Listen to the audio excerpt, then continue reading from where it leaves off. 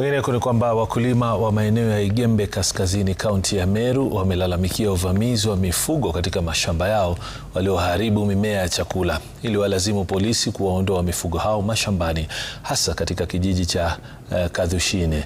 Wakazi sasa wanaiomba serikali kuwaondoa kabisa wafugaji hao pamoja na kuwalipa fidia ya chakula kilichoharibiwa.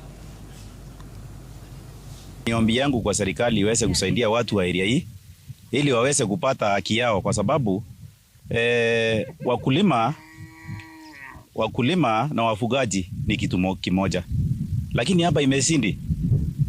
Wafugaji wamehangaisha wakulima. Ukiangalia kwa mashamba hakuna mahindi, hakuna marawe, hakuna hata njugu, hakuna anything. Yote imeharibiwa na ng'ombe za marafiki zetu kutoka sehemu hizo zingine. Hakuna chenye tuliweza kuvuna kwa mashamba. Walikuja wakaingiza ng'ombe kwa shamba zetu, wakalisa kila kitu huko, na hata hatuna amani. Hata wakikutana na wewe wanakukata bure, wanakupiga fimbo bure bila hata kuongea na wao. So naomba tuweze kusaidiwa. Tunaomba tupate usaidizi kwa wakubwa wetu, kwa sababu hata sisi tuko na haki ya kuishi Kenya na tuko wa Kenya. Hata waborona mbeleni hawakuwa wanafanya hiyo, watu wanatufanyia, kwa sababu hata shule watoto hakuna haki, ilifungwa na waendi kwa shule.